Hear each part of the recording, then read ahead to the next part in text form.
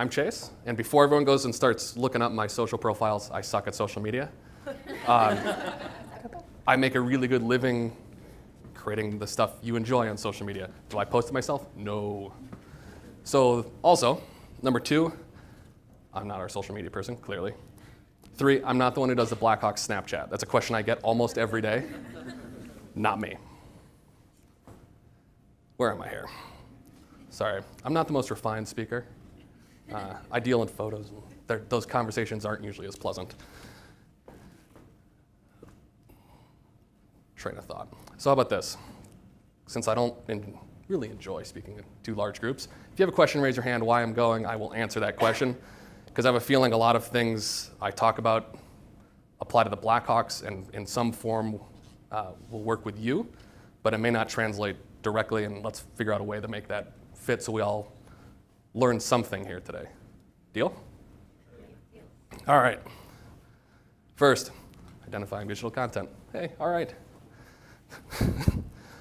Who here follows the Blackhawks at any sort of, well, everybody, right? We all live in Chicago. Everybody crosses paths with the content at some point, except my wife who's shaking her head. Nah, it's not me. Who has had a conversation with their creative staff on the feel or what they're trying to present as a brand? Who has a style guide? Have you read it? That's right. Everyone has a style guide, right? I have a style guide. The Blackhawks have a style guide. I've only made it about halfway through. The style guide will tell you everything you need to know about everything. It will help you identify shapes, colors, how you frame things with your iPhone, with your video camera, however you choose, whatever tool you choose to use. I guess secondly, on the identifying content, right? Know your audience. It's easy for the Blackhawks to say like, oh yeah, we want hockey fans. Sorta. We enjoy hockey fans. They pay our bills, they come to games, they watch it on TV. What we really want is everybody. We try to produce content that is not hockey-centric. It happens to be because it's what we're covering. But we want it to be visually interesting enough that even if you know nothing about hockey, you stop and you look at it and say, all right, that's cool. You click on it, we've all gone down the internet rabbit hole where you find yourself like 14 pages later and you're reading something you didn't mean to be reading, going, oh, all right, that's cool. Thirdly, with all things, right, you've listened to almost 9 people talk about planning content, developing content. You have to plan your visuals the same way you plan your written content. If you don't, you're screwed, right? Spend the same amount of time planning your visual content than you do your written content. Because how many people, when you're scrolling through Twitter, just swipe past blocks of text, right? It's a good chunk of people go, 140 characters. Great, great, great. Interesting image. Okay. That stops you. Do you read it? Great. Sometimes you do, sometimes you don't, sometimes you keep scrolling, sometimes you click on it. That image is actually what's getting people to stop. So spend a little time planning it, thinking about it, developing it with the 2 previous points. Know your audience, and then don't get yelled at by your creative director. Let's look at a few things here. This is kind of a combination of all 3. Let's call it the perfect storm. That went with this year's banner raising. Everyone's seen the banner raising photo. It's a bunch of guys standing in front of a banner 12 feet off the ice. You see it in basketball, you see it in football. It's boring. It doesn't include the fans. You want to show the overall environment and invite the guy sitting on his couch who couldn't afford the $300 ticket, who's got, his family sitting there watching the banner go up. You want to make him feel like he's there. That's our job. That's my job. I want to bring you to the United Center from your couch. I want to show you things you can't see on TV. And I want you to enjoy it. This covers all 3, right? We have the wonderful fan element. It's not about the players. There is no big player anywhere. There's no giant Patrick Kane, no giant Jonathan Taves. You have fans. You have these little tiny things, and then you have the banners. You know immediately where you are. Here's a pseudo rule, we'll call it, in photography. It's a 3-second rule. If you can't look at an image in 3 seconds tell me where you are, why you're there, what's going on, when it's happening, you failed. Find the new image. So when you're sorting through the internet, you're looking at stock images, you're looking at interesting things, use that. You'll create stronger images just using the 3-second rule. Secondly, we do a ton of merchandise photo shoots. I'm sure some of you probably saw these on Instagram or Twitter. They popped up. They're fun, right? The guys enjoy it. These started as like, let's promote the ugly Christmas sweater so we can sell a few. All of a sudden, we've got them on bus ads and digital signage on the highway. When you're doing these kind of photo shoots, right? Again, don't get yelled at by your creative director. He has a style in mind. He and I sat down 3 weeks in advance. He says, I want it to look like this. I said, you're nuts, I want it to look like this. Eventually I lost, so it looks like this. You have to have some sort of, once you get past how you want it to look, you have to be able to control your environment, especially in a studio setting, especially if you're just dealing with an iPhone. How many people have a photographer on staff or routinely budget for photography? Okay, so most of you. How many people talk to their photographer and give them some sort of guidance on the way to their shoot? A much smaller group. Always talk to your photographer, right? You have a plan in your head.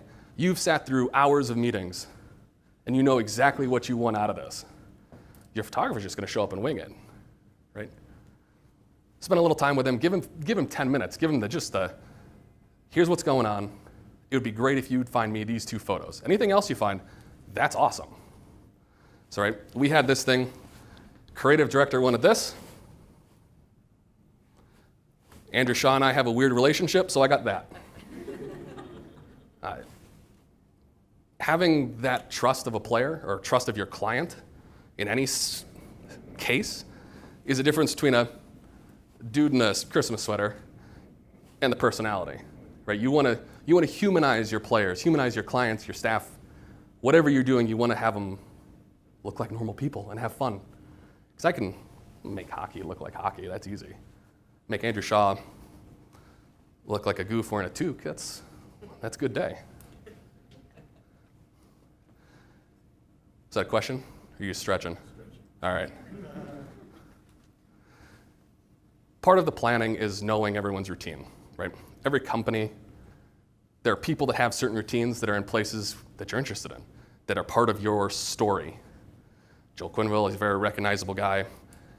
He takes this weird long stroll down the player tunnel before every game. He's always the last guy onto the bench, and I don't know what's running through his head, because I don't know, I'm not a mind reader, but he looks the same way. He's very this stoic Joel Quenneville. It's the Joel Quenneville we know and love, right? It's the mustached guy that looks like he wants to strangle you, but also kind of you want to hug him at the same time, right? Everybody knows that Joel Quenneville. Get with the people that know the plans, understand the routines, and I guarantee you'll find better visual content photographically in video with your iPhone, right? Snapchat, as much as that pains me. It helps. Spend a little time getting to know your subject, even without a camera. Just sit down with them, have a coffee. What you learn from them in the 35 seconds of how you doing, what'd you do today, will help you find photos like Andrew Shaw or like this. Sometimes it's just total luck, right?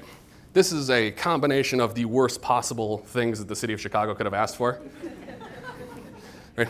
First Stanley Cup, 2010.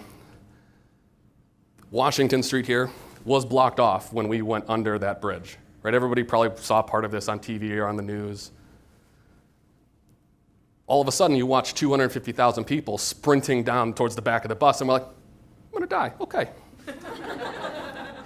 But Patrick Kane, being Patrick Kane, knowing that he's playing to a crowd, hoists the cup, and as he does it, the L train comes over, and you're like, oh, okay.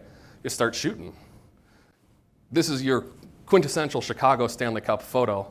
You're not gonna find a more iconic Chicago Stanley Cup photo unless you put them, I don't know, on top of the Sears Tower, maybe in the Bean. I mean, but, sorry? We did. We've actually been talked up onto the roof of the Hancock building a few times by certain people. Know your audience, right? Everybody loves kids in all forms. Everybody loves adults. Everyone's happy adults. Jonathan Taves has we'll call it a pet project. He spends a lot of time with Misericordia up on the far north side. They're an absolutely wonderful organization to deal with, and they are the happiest people you'll ever meet. And the fact that he takes, and it's not a lot, 4 hours out of his day, he goes up and he spends a little time with them. With the cup, he goes up and does appearances. He just walks around and shakes hands sometimes. People want to see happy people. People want to see just generally other people. And the fact that you can get a kid kissing a cup, this interaction between two people, him with a smile on his face, parents in the back with cameras, there's layers of information here that just go, all right, you get a little warm, fuzzy feeling inside. Hey, Jonathan Taves, good guy. All right. All of that we've planned, we've shown up, we kind of know what the hell we're doing. Getting people to trust you with a camera is the hardest thing you'll ever do, right? Most people see a camera and they go, oh God, no, this can't be good. They're gonna put it on Facebook and I'm gonna look bad. No one wants to look bad on the internet. Every year, for some reason, for the last 5 or 6 years, we've gone to see Jimmy Buffett with players or staff or whatever. For some reason, I'm always dragged along. Cool, Jimmy Buffett's a good guy. It took me 5 times dealing with Jimmy Buffett to let him shoot this photo, right? And it's only because through mutual friends, I found out his tour manager knows a friend of mine, and we started talking, and all of a sudden, Patrick Kane just picks up the ping pong paddle. Years before, he told me, no, go wait. This time he's like, yeah, all right. That there's an inherent trust he and I have now that I'm not gonna make him look bad, right? Jimmy Buffett, he's been on photos of everything. He's got his own beer, wears a parrot hats, for Christ's sake. It's not a good look for anybody. But he's confident enough with me and my staff that we're not gonna make him look bad. Prime example of access. These photos are taken 4 seconds apart, by the way, same day. Staffer with an iPhone, it's a nice photo. You know what's going on. He's sitting there waiting to go out for practice. 6 feet down the bench, you get boys being boys, right? You want that interaction between players. You want that interaction between clients, people, anybody. You want a connection. So the fact that Jonathan Taves is the giant child and he's squirting Gatorade at Andrew Shaw, these things are fun. That's what people want to see because everyone sees players sitting on bench. And the other part of this is our players trust us, not only just to cover their hockey lives, but actually they let us in their living room in Slovakia. They trust me not to make him or his family look bad. They want us to show fans, anybody, that they actually are normal people. They're not just rich millionaires who play a game that some people understand and some people don't, and it's expensive to go to. They want to be known as real human beings. The fact that Marion Host has got 2 kids, he's got 2 little girls, they're friendly, one's obviously a little more interested in their t-shirts. These are the moments that make my job fun. And these are the moments, if you're creating content, you should be looking for. Good, yeah. That makes sense to everybody? Or am I just rambling?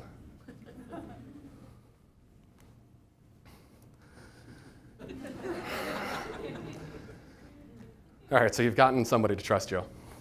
Now the trick is shooting the things you need to shoot to tell the stories. Okay. Who saw our My Goal campaign this year that we ran on Twitter and online? We did a bunch of videos and things. Everybody, yeah, right? It was fairly successful and we got extra leverage out of it. It ended up on ESPN a few times. This nice lady came to her first Blackhawks game. She was a bit of a spaz, but a very nice lady. And we'd spent enough time with her that you knew the second someone walked by, she was just gonna freak. And it just happened to be Joel, and it was this perfect because he doesn't react. He'll give you a smirk and a smile and just on his way. But we brought her down to the player tunnel. It's mostly just, players, coaches, and me, our PR staff. Joel Quenneville strolls by. I knew she was going to do it.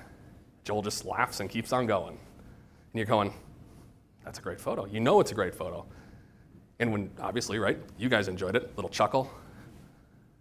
Social, the use on social was wonderful. The reaction was wonderful because everyone's been there. Everyone has somebody they look at and go, oh my God, it's so-and-so. That's hers, I guess. For anyone who's ever watched sports, worked in sports, everyone's heard the thing that the locker room is kind of like the safe place. Not a lot of people are allowed in. The Blackhawks staff, Joel Quenneville especially, has been really good to me about giving me access until he tells me to get the hell out. And then it's one of those very quick conversations, okay, thanks. And I run back out. And then he'll do what he has to do, and I see him walk out, and I run back in. Right? Johnny Oduya, you never saw him speak to the media. This photo sums up Johnny Oduya's hockey-playing personality to a T. If you still watch him play, he's not going to talk to you. He's just going to beat you. He's going to sit there, he's going to be incredibly focused, and he's going to make sure he does everything he can to beat you. Same thing goes, right? Teuvo Teravainen, practice day. Bad carpet looks like Montreal. It's the little routines that players have. Everybody has them. They tape their stick the same way, they put their skates on the same way, in the same order every day, shin pads. It's a very weird world. And so part of that is showing it. Then, who knew Nicholas Hjalmarsson could juggle? Anybody? All right, you win.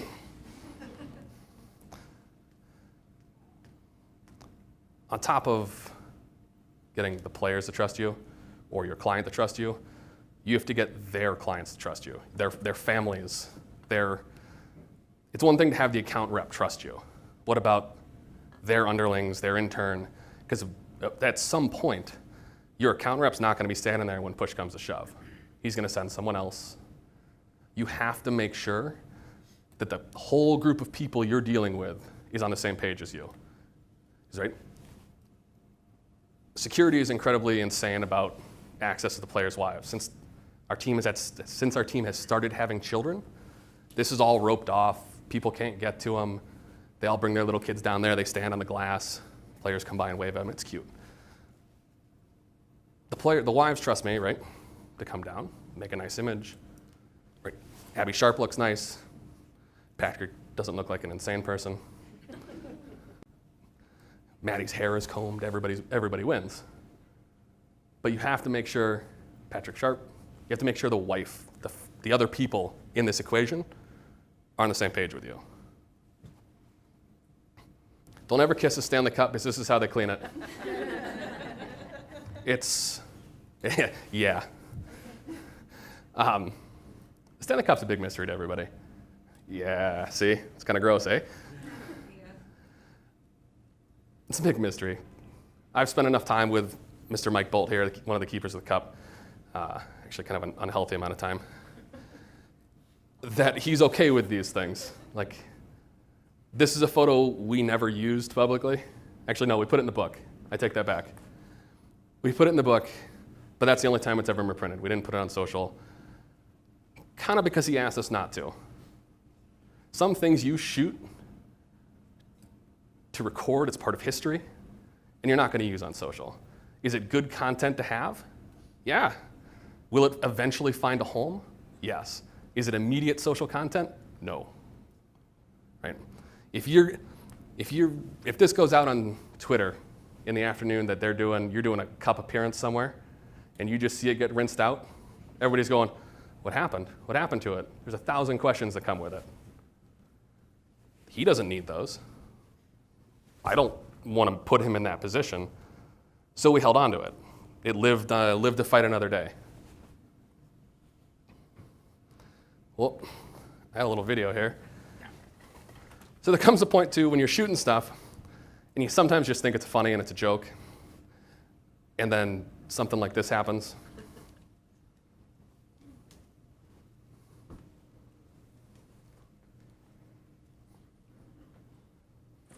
What's he going? That you didn't love her, but that you really... This dog right here? Little swimmer dog? Let's just say our relationship, my girlfriend Lindsay and her dog, it was pretty rocky at first. She's not great at listening or, taking orders from human beings. But I guess most people, she grows on you, and we're pretty good buddies now, so.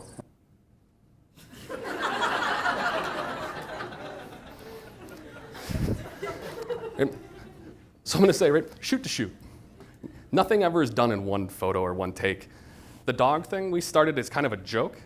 When we got out to John and Tave's lake house with his cup day, dogs he's always following him around. The thing's 4 pounds. I mean, with the vest, the thing's 4 pounds. And it was just, we kind of just started shooting B-roll of the dog. And they'd pick it up and just let's go to the lake. And they'd walk with the dog like it was a purse. And so it became a joke. And then we got back, we started looking at the footage, and we're going, okay, there's like a 3 or 4 minute segment here about him and the dog and his girlfriend and the family. And there's if you saw the movie, there's a longer portion of it where his girlfriend, his mom, his brother, they all make fun of him for having this little tiny dog. And it's one of those things, if we would have just shot our sit down and some quick B-roll, we never would have had it. This is the funniest part of John and Tave's day. Otherwise, it's a bunch of guys on a boat in a lake with a Stanley Cup.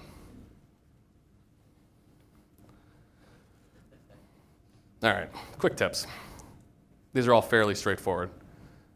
No matter what you do, if you're in an office, if you're shooting President of the United States, sports, everyday life will always get you down a certain path. It'll start a conversation. The behind-the-scenes stuff is always a nice thing to give the fans who are sitting at home who can't feel like you want to make feel like they're included. How many people are in the manufacturing side of things? How many people make or have clients that make things? 1 or 2 people? 3, 4? Details. Shoot details of products. It doesn't have to be the full product. Give me a piece of it. Give me something that's interesting. But make sure there's a human element to it. Right? I didn't include the photo, so bear with me here. Last year we went down to shoot the rings getting made. Right? Beautiful process. It's an insane process. We couldn't show the full ring. No one had seen it. So we had to shoot these little vignettes of a hand and the tweezers inserting the diamonds. And social used that, and they teased it out, and the ring's coming, to the point where the players are asking me to see the whole photo. And it's those little bits you can just drive people nuts with all day. Routines, not even production routines. Everybody's got one. Routines are routines, the way you walk to your office. All right, we'll make this quick. Producing the content. Hire a guy like that. Don't do it with your iPhone, please. I'm not just saying that because I'm a photographer and I like to see photographers get paid. Generally, the stuff's better than the iPhone. That being said, who's seen a scene that kind of looks like this, or a scene that you stumble upon and go, God, I wish I could get a great photo? Yeah, lots of people. Who's actually gotten this photo? Right? Lots of people go, oh, this will be great. They stamp the photo and it looks like that, and you go, shit. iPhones were not made to do this. If you're working by yourself, spend a little bit of money, buy a Canon camera, buy a Nikon camera, buy something that's built for photography, not to get emails and make phone calls. Your iPhone just is not, your Android, your 40 megapixel Android is not built to do this. In the same vein, iPhone, non-iPhone. That photo can be made with an iPhone. You just have to think and plan it out. You have to be aware of the content, and you have to make sure when you're shooting it that you're going to have some, or you have to know there's going to be some blur. The pucks aren't going to stop. You're not going to be able to read it. You're not going to get that peak action moment, hands coming through. Just, again, not what they're built for.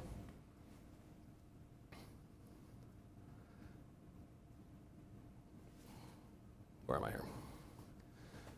Part of shooting the content is knowing all the weird stuff that goes with it. Every year every outdoor game actually, I take that back, we do a skate with the Wounded Warriors. These guys are absolutely incredible. This guy with 2 prosthetic limbs, skates. He plays hockey upright, not on a sled. Right? And there's 60 of them that show up and play. It's absolutely amazing.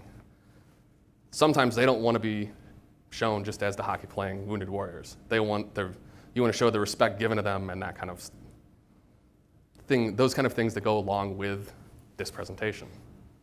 Right? It's Jay Blunk's our Senior Vice President of Business Operations.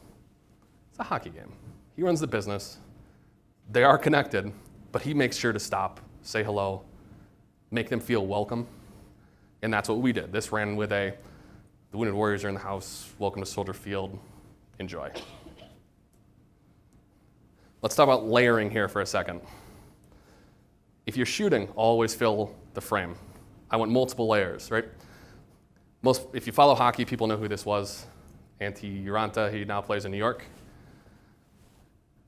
You have the stick, you got elbows, you have the Indian head and the tomahawks. Everybody right there knows immediately what you're looking at. There's no doubt, and there's different layers of information that you can work through and spend more than 3 seconds staring at it.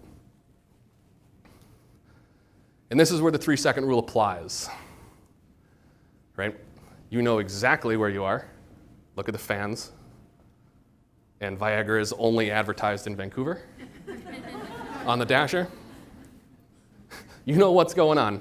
This is the one that sent us to the goal that sent us to overtime in Game 7 in 2011. And you know why. You know why we're there. It's the playoffs. I mean, you can tell the intensity because of this crazy lady. I mean, the rest of the crowd doesn't know what the hell's going on. She's jumping out of her seat. Players are rude, and we have these little photo holes. They will shoot pucks at you. So if you're ever at a hockey game, sorry. This is my biggest pet peeve. Number one, when you're doing anything, hold the phone horizontally, right? And I kid you not. So when you shoot vertical video, watch somebody watch it. They'll cock their head to the side a little bit. That's you momentarily breaking them, right? The human eye is set that you see like 230 degrees this way, and you see like 130 degrees this way. Use what the brain gives you here. Like, don't make people do this or try to figure out what the hell's going on. It's painful to watch. Get close, especially if you're using an iPhone. Don't shoot these wide, grandiose things. Get up close, jam in their face. People will often tell me to get the hell out of their way. I figure if I'm not getting yelled at, I have not done my job. Make sure you're close enough. The zoom doesn't count. And please don't use a flash, ever. iPhone flashes are the worst. They wash people out. They make people look like ghosts and zombies. Don't do it. Control your environment. This goes back to Andrew Shaw. Own it. Make sure if you're shooting something in here, right? You have these drop halogen lights in the ceiling. Make sure someone's not standing directly underneath it. Gives you big bags, makes you look bad. Turn them around, face them towards a window. Create nice soft light. Give them a couple feet this way. It's good. Fills in all the under the chin, under the eyes that make people feel they look bad. Fill the frame. We've talked about it. Yep. Crop. As much as I would like to say not everything, things shouldn't be cropped as squares, I do it, and sometimes that's what looks best. So don't worry about it. Always shoot more than you need. It will help you, and it will save your ass down the line. Because someone's going to look and say, hey, did you have something like this? Didn't use it. You didn't use it the first time around, but you're going to have it. So everybody's happy. 3, think. Know what the hell you're doing. All right, this is quick. Getting stuff from the camera. Be nice to your IT people. I kid you not. Don't just show up in your IT guy's office and be like, hey, I need help. Like, stop by, say hello. Build a relationship with him. Because when you come to him with a crazy-ass idea, he's going to be a lot nicer. This is a quick one for me, and I think every photographer and every agency has its own workflow. This is my daily world.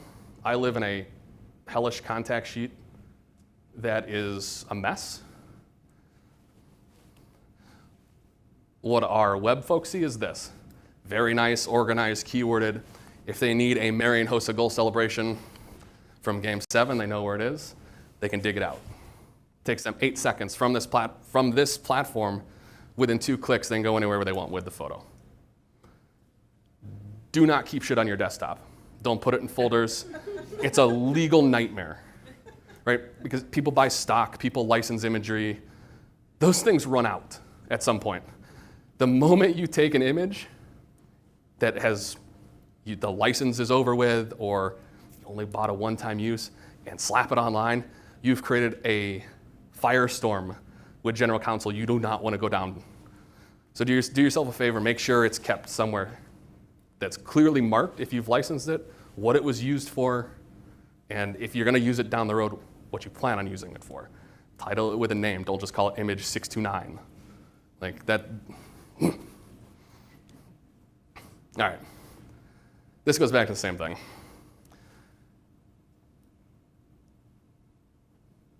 Not all photos and not all video are meant for all platforms.